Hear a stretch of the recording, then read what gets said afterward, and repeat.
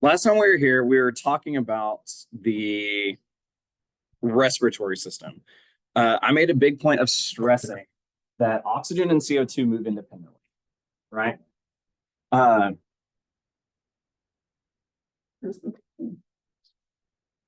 One of the reasons they're going to move independently is because they are different chemicals. The presence of one has basically nothing to do with the presence of the other. Now, one of the reasons that this is important or one of the reasons this can often come up is because we actually have lots of different gases in the air that you're breathing. Okay. So if you take it, everybody just take a breath right now. Okay. The air that you just pulled in, almost 80% of that, so 79% of that is nitrogen. Okay. So nitrogen gas, N2. And nitrogen does nothing. Okay. At least for us, we don't really use nitrogen and can't utilize the nitrogen that you're breathing. Uh, so it doesn't really do a whole lot. We're not exchanging nitrogen at all. We're not trying to push nitrogen into the blood. We're not trying to pull nitrogen into our tissues or anything like that. It's just kind of there. Now, does anyone know what nitrogen does? Like, does anyone know where we can find lots of nitrogen in us, though? Like what we use nitrogen for? Where do we find lots of nitrogen? What is nitrogen one of the big components of? Nope. I guess there is technically one nitrogen in ATP. It's in amino acids. Okay. So amino acids have a nitrogen component. Okay. So one of the things that we need bacteria to do is to actually take nitrogen from the air and turn it into something that plants can utilize so that they can actually make their food. Okay. So one of the things that we need bacteria and plants to do is fix nitrogen from the air into something that we can then take in so that we can use it for our own proteins and stuff like that. Okay. Because the nitrogen that you're breathing, you can't do anything with as far as turning it into proteins or anything like that. However, it's almost 80% of the air that you're breathing.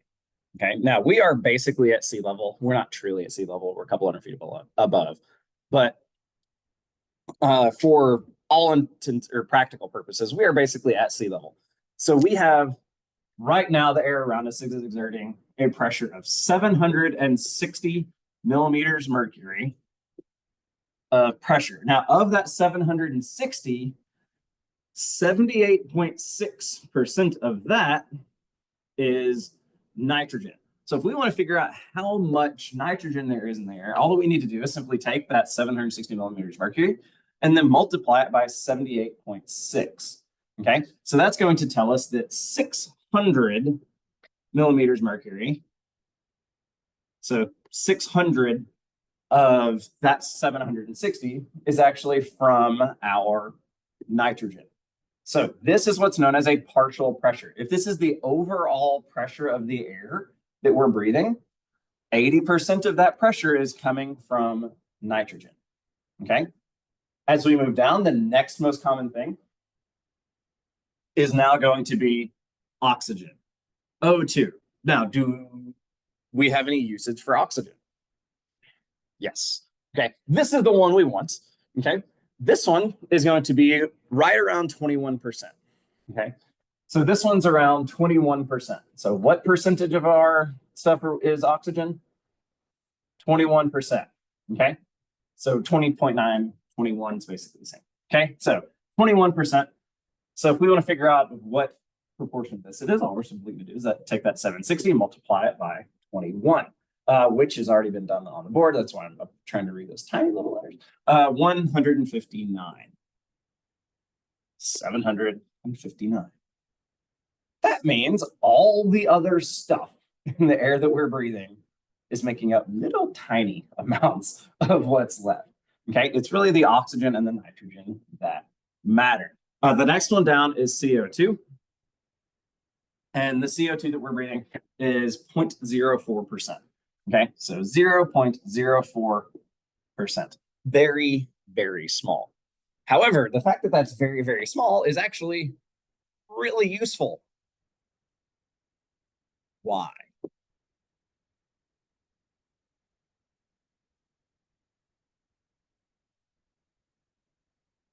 Low outside, so it pulls it from inside.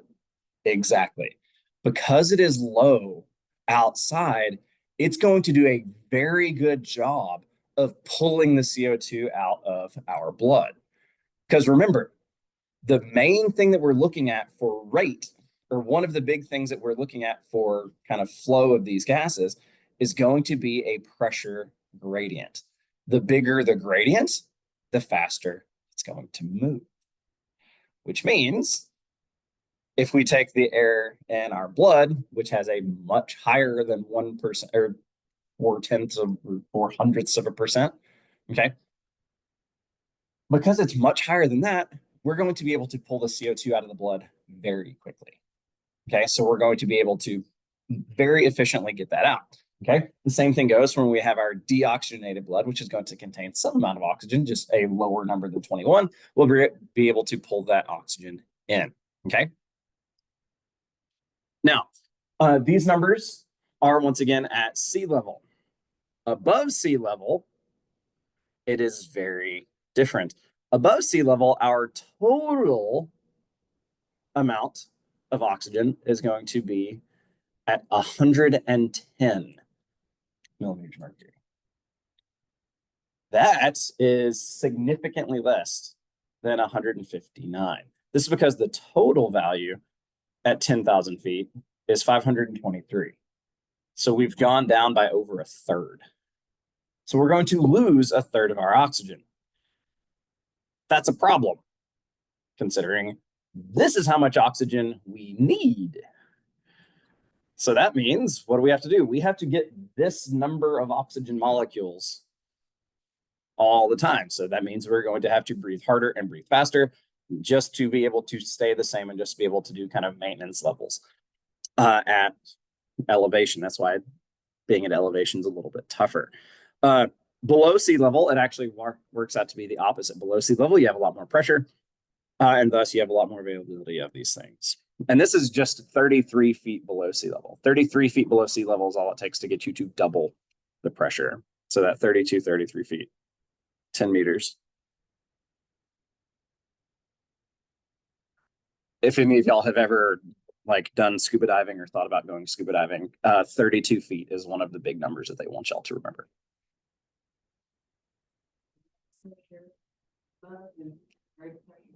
Yep, exactly. Now, once again, this is all relevant because these numbers are what is outside. If we have different numbers in the blood, what we're going to be doing in the lungs is trying to equalize them, or get as close to equalizing as we can. We're going to see if we can get close to 21% in the blood on the way in. And as long as we have less oxygen in the blood than that, we're going to be pulling oxygen into the blood, binding it to hemoglobin. And as long as we have more CO2 in the blood than 0.04%, that means we're going to be trying to push it out. Okay. So it's going to be those gradients that we're going to be using to get it out or get it into the blood, whatever we may need.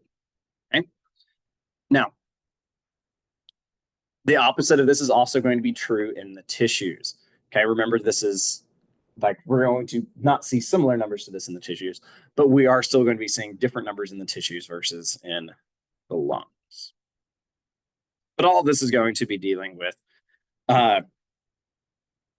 getting stuff into the blood. Now, something else fun happens, and that's that gases are going to have different ability to be dissolved into fluids at different pressures. If you put something under really high pressure, it is going to do a better job of making it dissolve. Okay, so if you've ever seen, well, there's a soda bottle right there. That soda bottle, if I shook it up, what would happen? And just left the lid on, would anything happen? Pressure inside of it would increase, but most of that CO2, it can't go anywhere, so it's just going to stay in the bottle, right? What happens when I release the pressure and decrease the pressure on the bottle after it's been shaken up? The CO2 is going to escape in the air in the form of bubbles violently, right? So that is exactly what's happening. Under pressure, it's holding the CO2 in concentration in the fluid. When you remove the pressure, it's no longer forcing the CO2 to stay dissolved. Okay. So outside pressure has a big role on the solubility of the gases inside. Now, you may not think that it's all that relevant in the case of CO2 in that soda bottle. However, we literally have CO2 in our blood, which means if you just relieve a bunch of pressure off of your blood vessels, one of the things that can happen is we can actually start to get bubbles of gases in the blood, which is real bad. Okay. It's called an air embolism. And you can have a stroke or a heart attack and you can die, or at least be subject to problems. There was a nurse not too long ago. Actually, I think they even did like an episode on Netflix on one of those shows about crazy killer people, who that was actually how they killed people, was injecting just boluses of air into their vessels. Like that was actually how that person, like how they killed those victims, was by injecting boluses of air. So we don't want that. Yeah, we don't want the boluses of air. So yeah, we'll just relieve some of that pressure there. That's also one of the dangers of leaving high pressure areas quickly. So say you are a scuba diver and you dive down to 60 or 100 feet. 60 feet, this doubles. 100 feet, it doubles again. Now that you're under that much pressure, weird things happen to these gases. You know how I said that we don't use nitrogen for anything? Well, part of the reason we don't use nitrogen for anything is because nitrogen doesn't dissolve into blood at sea level, not even at double pressure, but it will at quadruple or 8 times the pressure. So if you're down at 100 feet and you're now subject to 4 or 8 times the pressure of sea level, all of a sudden that nitrogen gets forced down into your blood. Okay. Now, because that nitrogen is forced down into your blood, it's fine. Nothing happens. It's basically inert. We don't use it for anything. However, what if you take the lid off your soda bottle? Like you go from being that 100 feet down and you just swim real fast to the surface. It's going to try coming out real fast. Well, what happens when you take the lid off of the soda bottle? It comes out of solution, right? In this case, it's not 4% of it, it's 80%. There's a shitload of nitrogen in your blood right now. So you come up and it's not terribly dissimilar from shaking that soda bottle and then just popping off the lid. You form a bunch of bubbles in your blood and you have a stroke or a heart attack and you die. You could anyway. Usually because it's nitrogen, they're small, and you're able to deal with some of it. And so the bubbles themselves are small.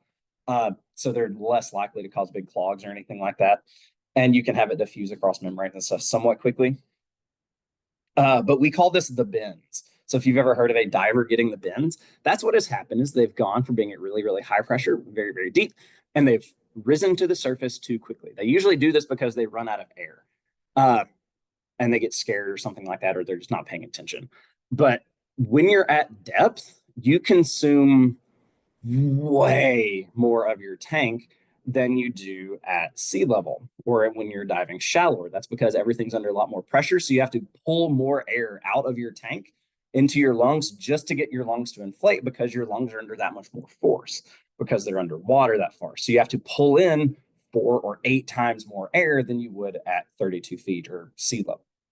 So because of that, you run through your air real fast. So it's really easy to just run yourself out of air when you're diving really, really deep, which is part of why it's dumb to dive all that, or why it's at least dangerous to dive all that deep. But whenever you're planning on diving that deep, you also have to give yourself enough time with understanding how much air you have to let yourself get back to the surface slowly enough that you can let that nitrogen out of your blood. Otherwise, nitrogen bubbles and you get the bends. If you do it too fast, so truly if you just go from 100 feet down and you just swim as fast as you can straight to the surface and just kind of let yourself act like a cork, you will be dead by the time you get to the surface. So you have to be very careful. Like I'm talking not we're not talking like spend 2 minutes swimming up. We're talking swim up to 60, wait 10 or 15 minutes. Swim up to 30, wait an hour, and then surf. All to be at 120 feet for 5 minutes, because that's about how long, only about how long you can stay down there based off of a normal tank of air. So bends are no fun. To help fix that, they basically reverse it. They're going to throw you into a giant tank where you're going to be breathing really, really high pressure air to try and equalize everything. And then they're basically going to act as though you swam to the surface more slowly. So they will slowly drop your pressures and stuff over time.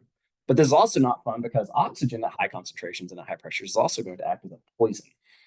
Because oxygen, remember, likes to steal electrons off of things. So it'll just start stealing electrons off your stuff. So we don't really want to do that either. Yay!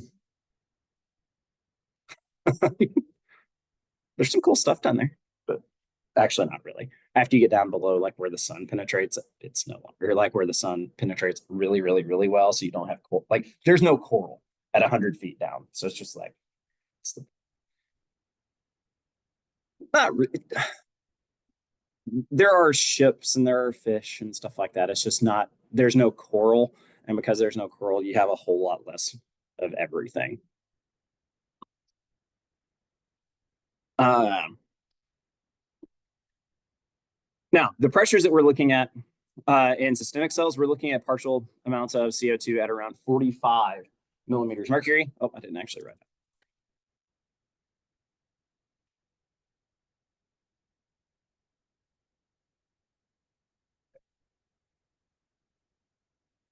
But in the tissues, we're looking at 45.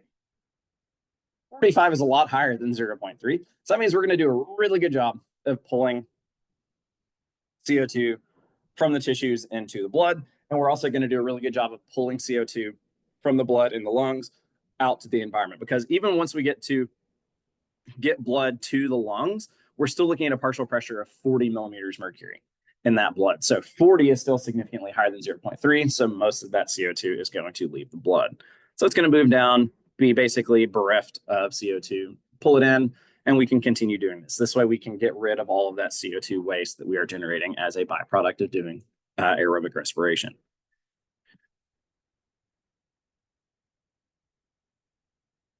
Now, when it comes to CO2, CO2 is going to be found in the blood in a couple of different forms. We're going to bind CO2 to hemoglobin.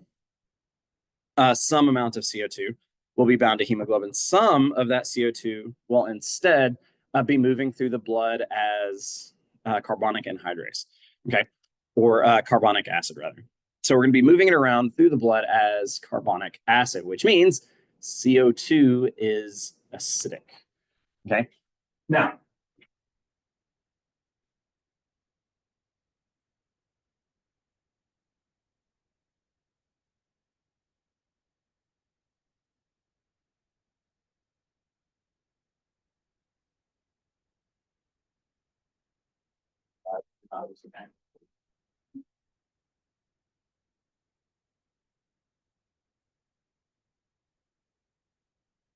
so this is phenol red.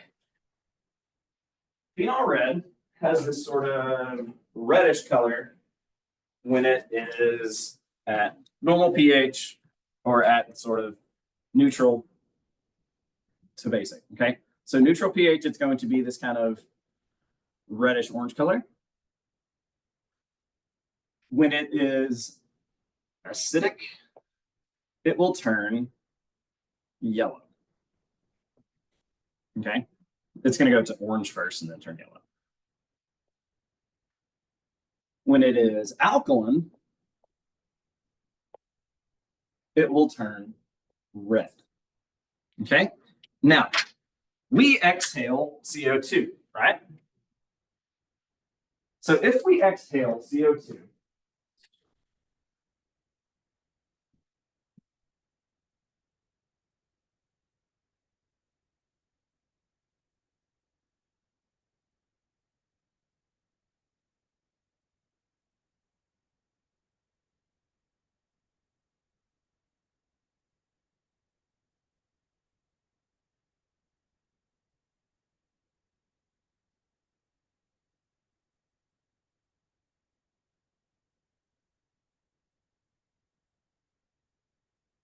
So assuming that the air we're going to exhale is going to have more CO2 than the outside environment, that means we're going to be making it more acidic, right?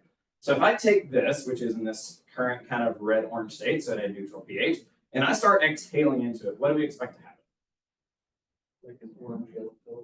We're going to see it turn orange and then eventually turn to yellow if we can get high enough concentration. So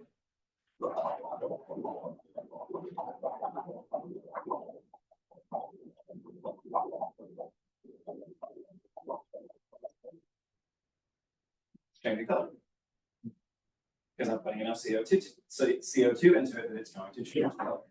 Now, what if instead I start pumping a bunch of CO2 into it?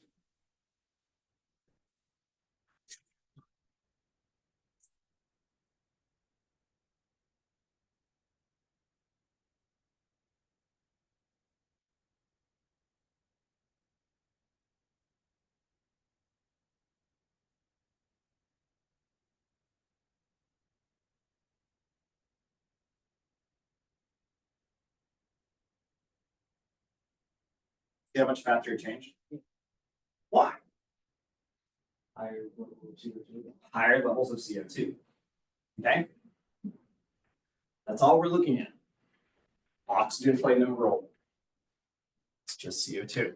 Now, this also tells us, though, that if we make our blood more, or if we put more CO2 into our blood, because we're, say, breathing in really fast, but we're not doing enough time to breathe out, what's going to happen to the pH of our blood?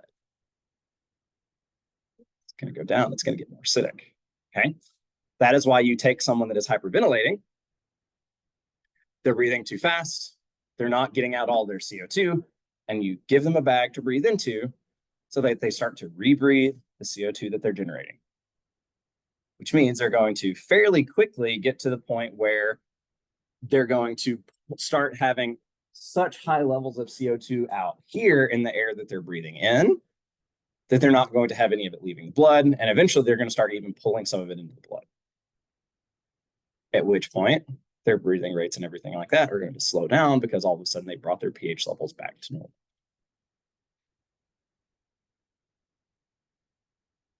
But that is actually just one of the ways that we carry CO2. Once again, some of the CO2 that we carry in our blood is actually going to be bound to hemoglobin.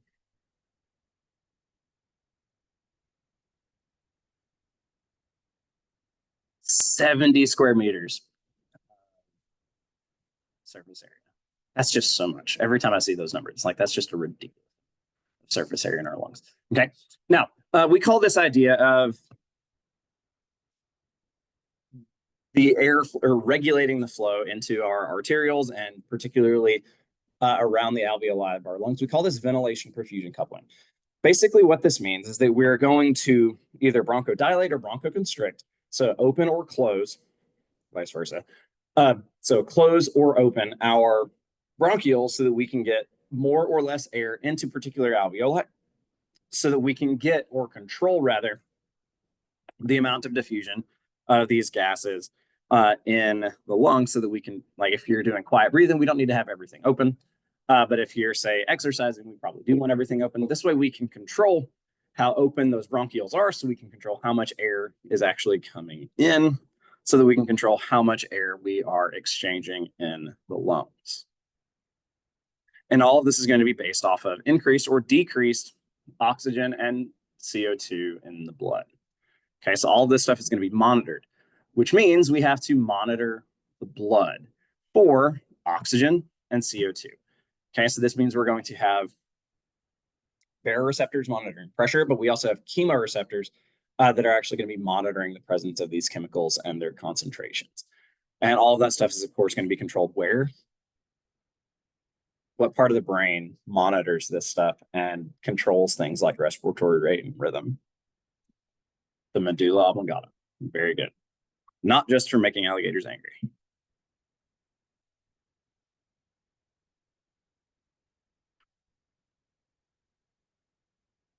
Actually, not the best Adam Sandler film. That's Happy Gilmore. Tanned, man. He died recently, that guy. Or others. All right.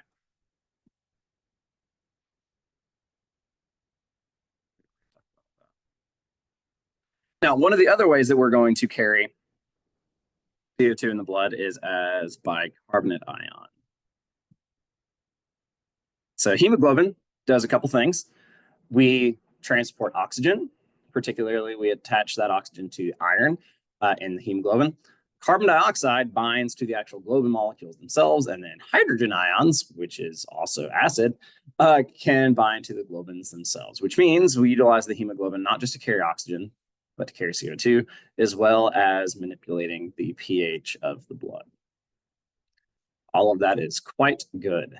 However, one of the reasons that we need the pH of the blood to be so constant is because the binding affinity for oxygen, CO2, and hydrogen to hemoglobin in particular relies on pH. If we get the pH of the blood too out of whack, the binding affinity of these is going to change. So we're going to change how well it binds something like oxygen or CO2 or hydrogen, which means we can really start to mess with the blood and its ability to move stuff.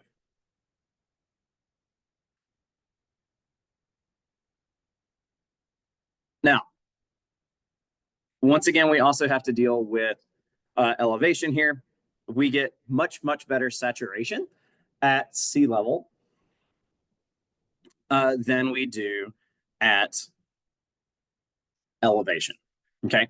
As long as we have roughly 70% of our a partial pressure of oxygen that is over 70, so that's right now you're at sea level, so we're over double that. We still get over 90% saturation of all of our hemoglobin molecules. So right here, here's 70, right there. Anything above that, we're at over 90% of all of the hemoglobins in our blood are going to have an oxygen bound to them, which is good. However, it also means that when we drop below 70, and especially if we drop below this kind of 40 mark, look at this line. See how vertical that line is? It's very easy for us to go from having a 20% binding, like saturation level, to 40% saturation level. That's only 20 millimeters mercury difference between those things. So we get this big fall off kind of right here early on. So anytime you get below that sort of 70 millimeters mercury in pressure, you're going to get be on this long part of the curve. Right here, you're looking at around 1,000 feet. Okay, or sorry, 9,000 feet is going to be where we're kind of at this line. Okay, so 9,000 feet is going to be basically right here at 65 millimeters mercury. So if you're at 9,000 feet, you're only going to have 88% of your hemoglobin molecules will be binding oxygen at all. So we have less oxygen in the air, so we're going to have fewer of our hemoglobin molecules binding to oxygens, which means we're going to have to move more blood just to get the same amount of oxygen to the tissues. So we're going to have our heart beat faster just to move that blood around because you're down 15% on your oxygen rates or oxygens. So you have to move that much more blood to make up for that number. And that's just at rest. If you've gotten to 9,000 feet, you're probably not resting on the way up there, which likely means that you're having to try harder as well. So your heart's having to move faster and you're having to breathe faster too, because you're trying to make up for all these numbers, okay? So this is why altitude is, or can be no fun, and it's why altitude is so rough on breathing, is simply because there's not enough oxygen for you to have efficient binding of oxygen to your hemoglobins, which means you have a harder time getting it to your tissues. So you have to breathe even. They equalize the cabin pressure. Mm-hmm. Yeah, the cabins are pressurized, and they're actually pressurized right around here at the 70% mark. Because it means like sitting at rest and stuff like that, you have enough binding affinity for all that, but it also means that you haven't turned the inside of the plane like into a bomb like it would be if it was fully pressurized. So like if you if you were to pressurize it fully, basically it would just take a whole lot more gas than is required. So basically lets them kind of save a little bit there and also make the plane a little bit less likely to have problems and stuff like that. The idea is that like, we want to get oxygen levels high enough that people can breathe fine and have no problems, but also not make anything harder on ourselves by trying to overpressurize stuff, which would also be a problem. There's actually a fairly new recent video by Veritasium where they talk about that.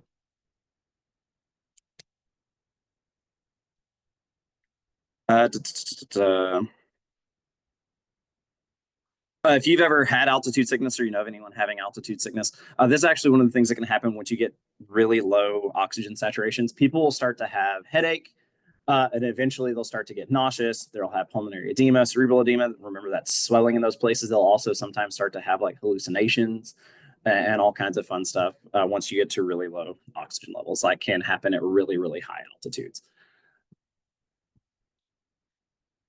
Everest is like 23,000 feet.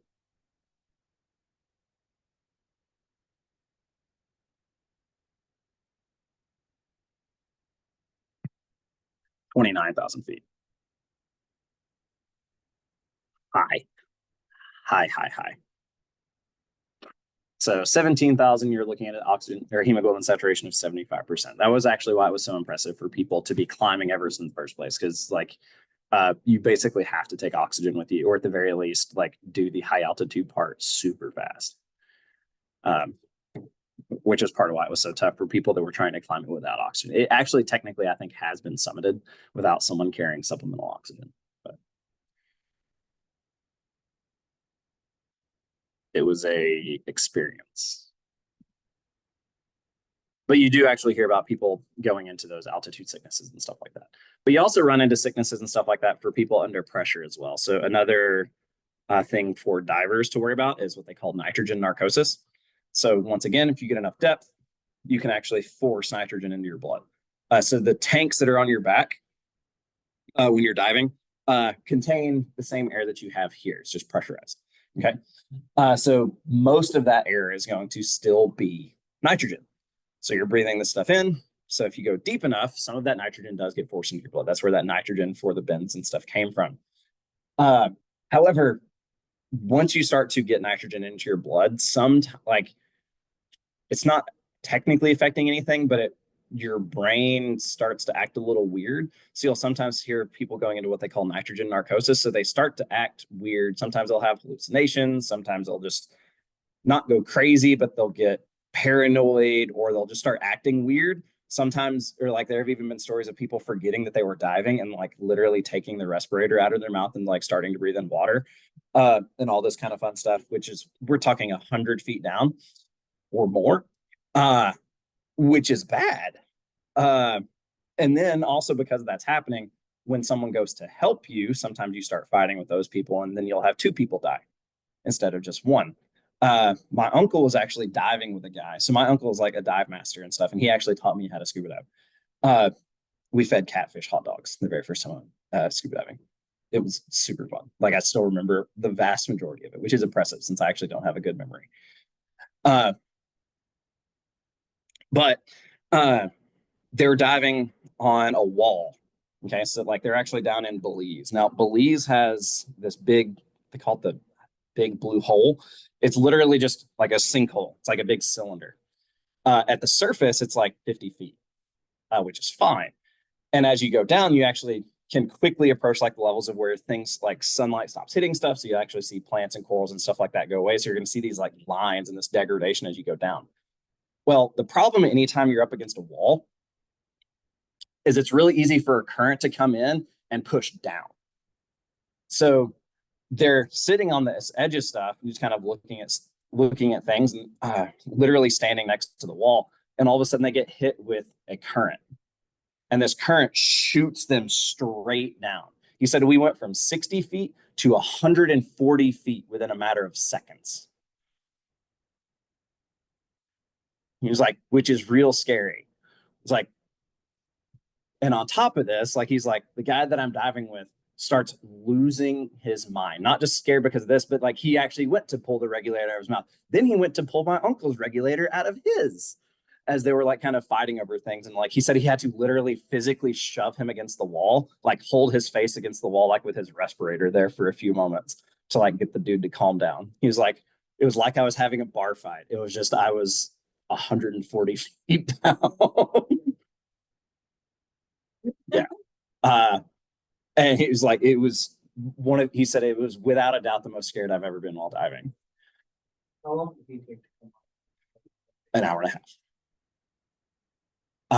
He said like, and my uncle uses virtually no air because he's like unflappable when he's diving, and he also does it to help control like buoyancy rates and stuff like that. Like I always consumed way more air than he did, so he was always really really good about it. But he was like, we use so much air that like he said like I almost ran out. Like he was like I was literally down there doing math like to try and figure out like how long I could stay down with our air being what they were. He was like, our tanks were basically empty when we surfaced. He was like, and we should have taken a little longer. He was like, but we had to because like our tanks were empty. Because his friend was freaking out because they were super deep. So altitude and depth, not good for humans. There's a reason oh, here, I guess y'all can't see this picture. But like, if you've ever looked at mountains, do you see trees? No. You reach a height, like once you get to around 11 or 12,000 feet, you reach what's called a tree line. There's not enough oxygen for trees. They make oxygen, right? So that kind of could tell you like how bad altitude and stuff can be. So is that why it drops so much at that altitude? Because like there's not enough oxygen for trees to live, but also they make oxygen, so there's not free. No, like we're just relying on diffusion at this point, right? But also oxygen still has a mass. You're moving it away from the center of the mass of the earth, so you're pulling like you're further away. So there's just going to be a gradient there just because of that. Like the molecules bouncing freely, they're still going to spend more of their time moving down because of gravity than they will moving up. So they still have to worry about gravity too.